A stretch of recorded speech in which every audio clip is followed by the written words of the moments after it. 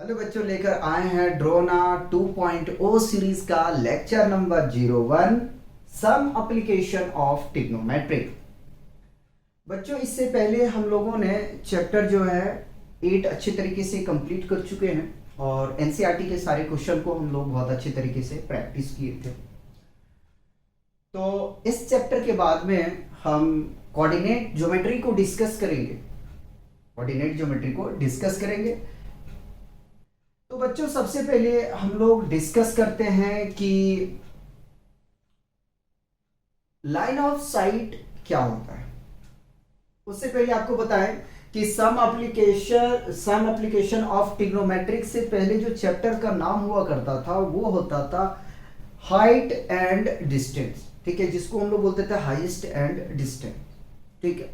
लेकिन उसको इंप्लीमेंट करके सम एप्लीकेशन ऑफ ट्रिग्नोमेट्रिक कर दिया गया। अच्छी बात है, सही है, एप्लीकेशन ये ट्रिग्नोमेट्रिक का है।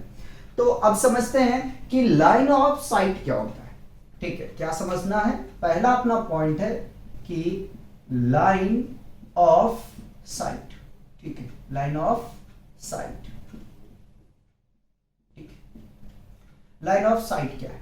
साइट का मतलब होता है देखना। साइट का मतलब क्या होता है? देखना होता है, ठीक है। अब यहां से आ जाता कि देखने वाली लाइन कौन सी की बात कर रहे हैं। तो देखो, हमारी आंखें कभी लेफ्ट, कभी राइट, कभी अप, कभी डाउन, ठीक है, चारों तरफ हमारी आंखें क्या करती हैं? देखती हैं, ठीक है। तो जिस ऑब्जेक्ट को हम देख रहे हैं और हमारी आई से, यानी कि ऑब्जेक्ट और आई से ज्वाइन करने वाली लाइन को हम लोग कहते हैं line of site. Suppose that कि मैं अगर किसी दीवार में पेंट किया हुआ है, मैं उसको देख रहा हूं, तो वो जो दीवार हमारा या पेंट है वो हमारा एज अ ऑब्जेक्ट बिहेव करेगा और हमारी आंखों से जो, यानी कि जो फोकस, जिस फोकस के साथ हम देख रहे हैं उस ऑब्जेक्ट को, उससे मिलने वाली या मिलाने वाली लाइन को हम लोग कहते हैं लाइन ऑफ साइट, ठीक है। क्या कहते हैं? लाइन ऑफ साइट, ठीक है। समझिएगा जरा सा, लाइन ऑफ साइट। तो मैं क्या किया, यहां से एक आईज को बना दिया, ठीक है, यहां से हम देख रहे हैं और ये ऑब्जेक्ट है, या तो कोई सुंदर कन्या है, ठीक है, कोई सुंदर कन्या है जिनको हम देख रहे हैं, ठीक है। ये क्या है? तो वो कन्या क्या हो जाएगा? ऑब्जेक्ट हो जाएगा, ठीक है। क्या हो जाएगा? ऑब्जेक्ट हो जाएगा। हमारी आंखों से और ऑब्जेक्ट से मिलने वाली लाइन को हम लोग क्या कहते हैं? लाइन ऑफ साइट कहते हैं, ठीक है। ये लाइन जो ज्वाइन कर रही, मीट कर रही है, ठीक है, इसी को क्या कहते हैं? लाइन ऑफ साइट कहते हैं, लाइन ऑफ साइट। ऐसे हम लोग देखते बहुत कुछ है ना, देखते हम लोग बहुत कुछ है, लेकिन हम ज्यादा बातों को इधर उधर नहीं करेंगे। तो ये ऑब्जेक्ट है हमारा, ठीक है, और हमारी आंख से मिलने वाली लाइन को हम लोग कहते हैं लाइन ऑफ साइट, ठीक है। वही मैं लिखा इसमें कि the line of sight is drawn from eye of an object to the point in the object viewed by the observer, ठीक है। कि अगर मैं मान लो कि किसी ऑब्जेक्ट को देख रहा हूं, तो मैं एज अ ऑब्जर्वर, चाहे वो खूबसूरत लड़की हो या खूबसूरत लड़का हो या कार हो या बंगला हो, कोई भी चीजें हो, ठीक है तो इस तरीके से मैं देख रहा हूं अगर, ठीक है, तो हमारी आंखों से और ऑब्जेक्ट के मिलने वाली लाइन को हम लोग क्या कहते हैं? लाइन ऑफ साइट कहते हैं, ठीक। वही लिख दिया हूं मैं, इसको पढ़ लोगे। आगे में आ जाता है एंगल ऑफ एलिवेशन। क्या आ जाता है? एंगल ऑफ एलिवेशन आ जाता है, एंगल ऑफ एलिवेशन, ठीक है, एंगल ऑफ एलिवेशन। एलिवेशन का मतलब होता है उठाना, ठीक है। एलिवेशन का मतलब क्या होता है? उठाना, ठीक है। अब यहां से समझना बात, ठीक है। अब देखो, अपनी जो आंखें हैं वो हरकत बहुत करता है, ठीक है, कभी नीचे, कभी ऊपर, कभी दाएं, कभी बाएं, लेकिन हम दाएं और बाएं को दोनों को बात नहीं करेंगे। किसकी बात करेंगे? अप और डाउन की बात करेंगे, ऊपर और नीचे की बात करेंगे। अभी हम दाएं और बाएं को नहीं डिस्कस करेंगे, ना अपने को देखना है, चाहे वो कोई भी खूबसूरत चीज हो, ठीक है। तो एलिवेशन का मीनिंग मैंने बताया कि क्या होता है? उठाना होता है, ठीक है। अब क्या उठाना, जरा सा देखें। मान लेते हैं कि बिल्डिंग में एक खूबसूरत सी लड़की है, ठीक है, ये मान लीजिए कि बिल्डिंग है, ठीक, बिल्डिंग लग नहीं रहा है लेकिन समझना, ठीक है। खूबसूरत लड़की है, यहाँ क्या है, लड़की है, ठीक। और क्या कर रहे हैं हम, यहां से उसको देख रहे हैं, ठीक है। क्या कर रहे हैं, देख रहे हैं, यहाँ क्या कर रहे हैं, देख रहे हैं, ठीक। अभी हमने डिफिनेशन पढ़ा लाइन ऑफ साइट, ठीक है। तो आंख से और उस ऑब्जेक्ट को देख रहे हैं, मिलने वाली लाइन को हम लोग क्या कहते हैं, लाइन ऑफ साइट कहते हैं, ठीक। मिला दिया, ठीक। ये क्या है हमारा, लाइन ऑफ साइट है, लाइन ऑफ साइट, ठीक है। अब देखो हम जो देख रहे हैं तो किसी हवा में उड़ के तो नहीं देख रहे हैं, ठीक है। हम किसी जमीन पे ही खड़ा होके देख रहे हैं, ठीक है। जमीन पे खड़ा होके ऐसे करके हम देख रहे हैं, ठीक है, देख लिए। तो ऑब्जेक्ट और आई से ज्वाइन करने वाली लाइन को हमने लाइन ऑफ साइट का, और जैसे फुट से हम देख रहे हैं, ठीक है। फुट मतलब कि हॉरिजॉन्टल लेवल की, मैं जमीन की बात कर रहा हूं। जमीन को बेसिकली हम लोग क्या कहते हैं, हॉरिजॉन्टल लेवल कहते हैं, ठीक है। ये पहले लिख दूं मैं, हॉरिजॉन्टल लेवल, ठीक है, लेवल, ठीक है, हॉरिजॉन्टल लेवल, ठीक है। यहां से हम देख रहे हैं, आराम से समझो, ठीक है। किसी ऑब्जेक्ट को देख रहे हैं, ठीक है। जैसे हमने कहा कि एक सुंदर कन्या को देख रहे हैं, ठीक है। अब उस सुंदर कन्या को देख रहे हैं तो हमारी आंख और ऑब्जेक्ट, उस कन्या को मिलने वाली लाइन को हम लोग क्या कहते हैं, लाइन ऑफ साइट कहते हैं, ठीक है। और हम देख कहां से रहे हैं, जमीन से देख रहे हैं, तो उसको हम लोग कहते हैं हॉरिजॉन्टल लेवल, ठीक है। देखो लाइन ऑफ साइट और हॉरिजॉन्टल लेवल से मिलकर जो एंगल फॉर्म करता है उसको कहते हैं एंगल ऑफ एलिवेशन। क्या हमने कहा, लाइन ऑफ साइट और हॉरिजॉन्टल लेवल, इन दोनों से मिलकर जो एंगल बनाता है उसको कहते हैं एंगल ऑफ एलिवेशन, ठीक है, एंगल ऑफ एलिवेशन, ठीक है। हॉरिजॉन्टल और लाइन ऑफ साइट, इन दोनों के बीच बनने वाला कोण को हम क्या कहते हैं, एंगल ऑफ एलिवेशन कहते हैं, ठीक है। जिसको उन्नयन कोण भी कहते हैं, क्या कहते हैं, उन्नयन कोण भी कहते हैं। तो बताओ एंगल ऑफ एलिवेशन और लाइन ऑफ साइट में अगर कोई प्रॉब्लम है तो मेरे हिसाब से नहीं होना चाहिए, आराम आराम से कर रहा हूं, सुला सुला के, ठीक है।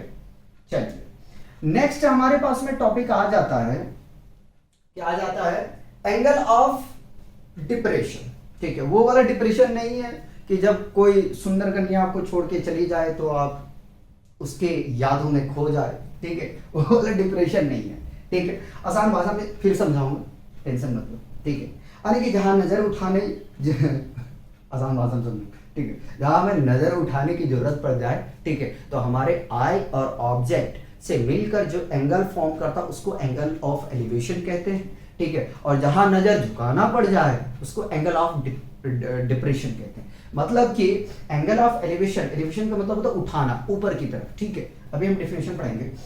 और एंगल ऑफ डिप्रेशन, ठीक है, ठीक है। अब देखो आपने तो सुंदर कन्या को देख लिया, ठीक है, तो ये छोड़ने वाली तो आपको नहीं है, ठीक है। अब ये तो छोड़ने वाली नहीं है, अब ये करेगी क्या वो देखना है जरा सा, डिप्रेशन, अब ये छोड़ने वाली है नहीं तो ये क्या करेगी जरा सा समझिए, ठीक है। ये भी आपको देखेगी, तो जब ये देखेगी आपको तो आप क्या दिखोगे, एक पिद्दी जैसा दिखोगे। कहां दिखोगे, यहां दिखोगे, ठीक। ये कहां से दिख रही, यहां से दिख रही, ठीक। तो ये आंख तो बना देना चाहिए, अब पता नहीं सही बनेगा नहीं बनेगा, कोशिश कर रहा हूँ, ठीक ठीक, कोशिश कर रहा हूँ। ये भी देखना स्टार्ट कर, ठीक है। कहां से दिख रही, यहाँ से, ठीक, यहाँ से। तो हम थोड़ा सा इधर बना देते हैं ताकि लाइन आराम से हमारा मिल जाए, ठीक है। तो चलो ये यहाँ से देखना हमें चालू कर दी, ठीक, कि वो हमें देख रहा है, ठीक। तो ये क्या हुआ, ये लाइन ऑफ साइट हो गया, ठीक, साइट हो गया। क्या हो गया, ये लाइन ऑफ साइट, ठीक। अब ये देख कहां से रही है, तो छत से देख रही है, ठीक। अब छत से देख रही तो खड़ा, जब वो जिस टेरिस पे वो खड़ी है, ठीक है, खड़ी है, उसके लिए वो क्या हो जाएगा, हॉरिजॉन्टल लेवल हो जाएगा, फुट हो जाएगा, उसके लिए फुट होगा। तो ये हुआ हॉरिजॉन्टल लेवल, हॉरिजॉन्टल लेवल, ठीक है, ये हॉरिजॉन्टल लेवल, ठीक। और हॉरिजॉन्टल लेवल और लाइन ऑफ साइट से बनने वाली एंगल को हम क्या कहते हैं? Angle of depression. Angle of depression. Depression छोड़ के चली गई, डिप्रेशन में आ गए, ठीक है। तो उसको क्या कहते हैं? मतलब कि अब शॉर्ट में सुनो, जहां आपको आंख उठाना पड़े, ठीक है, आंख और ऑब्जेक्ट के बीच में, ठीक है, बीच नहीं है, ठीक है, जहां आपको नजर उठाना पड़े, ठीक है, और लाइन ऑफ साइट से और हॉरिजॉन्टल लेवल से जो एंगल फॉर्म करेगा उसको एंगल ऑफ एलिवेशन कहते हैं। और जहां आपको नजर झुकाना पड़ जाए, ठीक है, झुकाना पड़ जाए, शॉर्ट में बता रहा हूं, झुकाना पड़ जाए, इस तरीके से याद रखोगे, ठीक। हॉरिजॉन्टल लेवल और लाइन ऑफ साइट से जो एंगल फॉर्म करेगा, इन दोनों से मिलकर जो एंगल बनाएगा उसको एंगल ऑफ डिप्रेशन कहते हैं। क्या कहते हैं? एंगल ऑफ डिप्रेशन कहते हैं, ठीक है। हम लोग जो बेसिकली जमीन होता है ना उसको हॉरिजॉन्टल लेवल ही कहते हैं, लेकिन इसमें ज्यादा फुट का इस्तेमाल किया गया है, ठीक है। तो इन तीनों चीजों को हमने समझा, ठीक है। वही लिखा हुआ, the angle of elevation of an object viewed is the angle formed by a line of site with horizontal level when the point being view is above the horizontal. देखो अबव, ठीक है, वर्ड हमने कहा ना उठाने की, ठीक, the horizontal level, ठीक। बाकी बात डिफरेंशियल पढ़ लोगे भैया, ठीक है, शॉर्ट में हमने समझा दिया, वही बात रिपीट करूंगा यार, फिर क्या फायदा, क्योंकि एक चीज को 4 बार समझा रहे हो, ठीक। तो बताओ अगर इसमें कोई कंफ्यूजन है। देखो ये चैप्टर जो है ना, ये चैप्टर बड़ा मजेदार का है, ठीक है। क्यों मजेदार का है? क्योंकि हमने तो ट्रिग्नोमेट्रिक को पढ़ के आए, रेशियोज पढ़ के आए, अभी हम रिवाइज करेंगे। हमने तो ट्रिग्नोमेट्रिक रेशियोज वगैरह और आइडेंटिटी है, उन सारी को हमने पढ़ के आया है, ठीक है। लेकिन जो मजेदार की बात इसमें क्या है कि क्वेश्चन आपको गिवन होगा, ठीक है, वर्ड के फॉर्म में। क्या होगा? क्वेश्चन आपका वर्ड के फॉर्म होगा, लेकिन वर्ड से कन्वर्जन करना है कहां? डायग्राम में, फिगर में, ठीक है, आपको फिगर में कन्वर्जन करना। और अगर किसी भी स्टूडेंट को फिगर बनाने नहीं आता है तो ये चैप्टर का आपसे कोई भी प्रॉब्लम डील नहीं होगा, ये हमेशा याद रखना। तो हमारे लिए जो सबसे इंपॉर्टेंट है वो क्वेश्चन को पढ़ के, ठीक है, ऑब्जर्व करके फिगर को ड्रॉ करना, ये हमारे लिए इंपॉर्टेंट है। साथ ही साथ में आपको रेशियोज आना चाहिए। अगर आप जैसे ही फिगर को जैसे ही क्वेश्चन को आप फिगर में कन्वर्जन कर देते हो तो वो ट्रिग्नोमेट्रिक बन जाएगा, ठीक है। उसको अभी हम रिवाइज करवा देंगे आपको थोड़ा सा, वो ट्रिग्नोमेट्रिक में कन्वर्जन हो जाएगा। अब ट्रिग्नोमेट्रिक में कन्वर्जन होगा तो आप आसानी से सॉल्व करके ले जाओगे, क्योंकि आपने ट्रिग्नोमेट्रिक पढ़ चुके हैं। और जो अभी तक अच्छे से नहीं पढ़े हैं उसको मैं यही कहूंगा कि आप बहुत अच्छे तरीके से अपना सबसे पहले बेस को बनाओ, उसके बाद में आप कोई भी बुक उठाओ और प्रैक्टिस करना स्टार्ट करो। तो बच्चों सबसे पहले इसको तो आप कॉपी करेंगे, फिर हम थोड़ा रेशियो को आपको रिवाइज करवा देंगे। ट्रिग्नोमेट्रिक रेशियो आपको याद क्या क्या रखना, ध्यान दीजिएगा, ठीक है। ट्राइगोनोमेट्रिक रेशियो, ठीक है बच्चों। इसमें हमें जो है ना 6 में से 3 का रेशियो हमें पता होना चाहिए, ठीक है। ऐसे ही अगर आप 6 भी याद रखते तो कोई प्रॉब्लम नहीं है। तो लिखना हम चालू करते हैं, ठीक है। साइन थीटा लिख दिया पहले हमने, ठीक है। उससे पहले ऐसा करते हैं, थोड़ा सा पहले एंगल को लिख लेते हैं, 0, 30, 45, 60 और 90। बच्चों देखो डायरेक्ट हम इसकी वैल्यूज को बैठाएंगे, ठीक है, क्योंकि आपको बहुत अच्छे तरीके से हमने रेशियोज सिखा चुके हैं एंगल निकालने के लिए, ठीक है। एंगल निकालने के लिए रेशियोज को हम डिस्कस कर देंगे लास्ट में, परेशान मत हो, ठीक है। पहले देख लेते हैं कि अगर साइन 0 डिग्री पे क्या वैल्यू होगा, ये सब सारी चीजें देख लेते हैं। उसके बाद में हम रेशियोज भी बता देंगे। रेशियोज तो 3 ही यूज होंगे। तो साइन 0 डिग्री कितना होता है? 0 होता है। 30 कितना होता है? 1/2। 45 1/√2। 60 कितना होता है?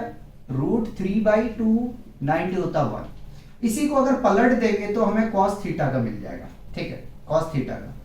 0 में 1, 30 में 60 का वैल्यू आ जाएगा √3/2। 45 नो चेंजिंग, 60 का वैल्यू 1/2 और 90 का 0। अब देखो हमने आपको सिखाया था कि tan theta is equal to होता है sin theta by cos theta, ये मैंने फॉर्मूला लिखवाया था, ठीक है, याद कीजिएगा। ठीक, तो यहां से हम क्या कर सकते हैं, वैल्यूज tan का निकाल सकते हैं, ठीक है, और tan theta is equal to, ठीक है, अब देखो जीरो से अगर किसी भी जीरो को अगर किसी भी नंबर से डिवाइड करते हैं तो वो क्या मिलेगा आपको, यहां से जीरो मिल जाएगा, ठीक है, देख लो sine theta by sine, zero अगर रखा ऊपर तो न्यूमरेटर में 1 है, अगर इसके डिनोमिनेटर में 1 होता तो नॉट डिफाइंड होता, 2 से 2 कैंसिल हो जाएगा, यानी कि 1/√3 मिल जाएगा, यहां से हमें 45 का वैल्यू √2 कैंसिल 1 मिल जाएगा, ठीक है, 2 कैंसिल तो 60 वैल्यू कितना मिल जाएगा, √3 मिल जाएगा, ठीक है, और 1 को डिवाइड करेंगे 0 से तो नॉट डिफाइन आ जाएगा, यानी कि इंफिनिटी, तो आपके बुक में नॉट डिफाइन लिखा है तो नॉट डिफाइन ही लिखेंगे। तो अपने को इन 3 ट्रिग्नोमेट्रिक रेशियोज के एंगल के वैल्यू पता होना चाहिए, अगर ये पता है तो कोई प्रॉब्लम नहीं आएगा, ठीक है, इसी से रिलेटेड हम लोग बना लेंगे, ठीक है, इससे ज्यादा पढ़ने की जरूरत नहीं है। तो जरूरत किसके किसके पढ़ने वाले, इन तीनों का तो बहुत ज्यादा हमें यूज होगा, ठीक है, कॉस का बहुत कम होगा लेकिन साइन और tan का ज्यादा यूज होगा। ऐसी आप 6 आपके पास में रेशियोज है उनमें से निकाल सकते हो, लेकिन साइन जो है वो कॉसेक का रेसिप्रोकल होता है, कॉस जो होता है वो सेक का रेसिप्रोकल होता है, और tan जो होता है वो कॉट का रेसिप्रोकल होता है। ये हम लोग ने ट्रिग्नोमेट्रिक में पढ़ चुके हैं, उसका एप्लीकेशन पढ़ रहे हैं, उसका यूजेज पढ़ रहे हैं, ठीक है। और हमने क्या पढ़ा था कि साइन थीटा बराबर होता है परपेंडिकुलर अपॉन हाइपोटेन्यूस, और cos theta is equal to होता है बेस अपॉन हाइपोटेन्यूस, और tan थीटा हम यहीं से निकाल लेंगे तो देखो एच एच कैंसिल हो जाएगा, यानी कि परपेंडिकुलर बाय बेस, ये होता है, ठीक है। अब साइन का उल्टा क्या होता है, तो साइन का उल्टा होता है कॉसेक, तो कॉसेक थीटा का अगर निकालने जाएंगे तो h/p आ जाएगा। अगर हम सेक थीटा निकालेंगे तो सेक थीटा किसका उल्टा होता है, कॉस का, ठीक है, तो इसको पलट देंगे तो यानी कि h/b आ जाएगा यहां से। और अगर tan की हम बात करें तो tan का उल्टा कॉट, यानी कि कॉट थीटा बराबर b/p, ठीक है, यार b, बताओ। और आप जानते हो, चलो और लिखते हैं, क्या लिख दूं, थोड़ा सा लिख ही देता हूं, ठीक है, कि cot theta is equal to होता है cos theta by sine theta, जिसका कोई यूज नहीं है, ये पिछला चैप्टर में कर चुका, नहीं करवाते यार, काहे आपका टाइम खराब करें, ठीक है, आपका टाइम खराब करने से कोई फायदा नहीं, इसका यूज नहीं है बच्चों। तो इस चैप्टर में बेसिकली अपने को करना यही है यार कि जो क्वेश्चन गिवन रहा दिया जाएगा, हमें जो क्वेश्चन दिया जाएगा, ठीक है, वर्ड के फॉर्म में होगा, अब उसको पढ़ना है और उसको फिगर में कन्वर्जन करना है। फिगर में जैसे कन्वर्जन करते हो तो बेसिकली आपको 30, 40, 60 और 90 बहुत ना के बराबर में आपको पूछेगा, लेकिन इन इन इन इन इन इन वैल्यू को आपको माइंड में रखना है, ठीक है, यही यूज होने वाले, ठीक है। अगर इसमें भी मैं काट दूं तो कॉस का बहुत ना के बराबर इस्तेमाल होगा, लेकिन लेकिन लेकिन आ सकता है, ठीक है, इसका इस्तेमाल हो सकता है, ठीक है। हमारा एक सीरीज चल रहा है, ठीक है, अल्फा सीरीज 2.0 फाउंडेशन मैथ का, अगर उसमें हम बात करें तो उसमें ये हमारा क्या होगा, यूज होगा, ठीक है। तो बच्चों ये बेसिक कंसेप्ट हम लोगों ने सम एप्लीकेशन ऑफ ट्रिग्नोमेट्री के लिखे थे, देखें, ठीक है। अब इसी से रिलेटेड हम क्वेश्चन को डिस्कस करेंगे, उससे पहले आप कॉपी करेंगे, ठीक है, फिर हम क्वेश्चन को डील करते हैं। और आप लोग से यही रिक्वेस्ट है कि बच्चों अपना बेस बना के चलो, ठीक है। अगर आप बेस बना के चलोगे ना, क्योंकि आपको आगे में कंपटीशन को फाइट करना है, अब कंपटीशन को फाइट करना है तो आपका बेस अच्छा होना चाहिए। वो आपने कहावत सुना होगा कि अगर किसी बिल्डिंग का फाउंडेशन जितना अच्छा होगा, ठीक है, तो वो बिल्डिंग उतना मजबूत होगा, ठीक है। अगर कहीं अर्थक्वेक आया तो वो थोड़ा झेल जाएगा, ठीक है। और जिसका बेस ही अच्छा नहीं होगा तो वो क्या हो जाएगा, जमीन में धंस जाएगा। इसीलिए हम लोग कहते हैं, ठीक है, कि बेटे कभी भी जो है ना, अगर पढ़ना है तो यार बहुत अच्छे तरीके से पढ़ो, कंसेप्ट के साथ में पढ़ो, ठीक है। ज्यादा से ज्यादा क्वेश्चन प्रैक्टिस करो। आप आप लोग ऐसे करते हो कि बोर्ड के हिसाब से 10 12 15 क्वेश्चन एनसीईआरटी में दिया है, ठीक है, उसको प्रैक्टिस करके जाते हो। ज्यादा से ज्यादा क्वेश्चन को लगाया करो, ठीक है। अपनी सोच को बड़ा रखो, छोटा मत करो, ठीक है, बड़ा सोच रखो।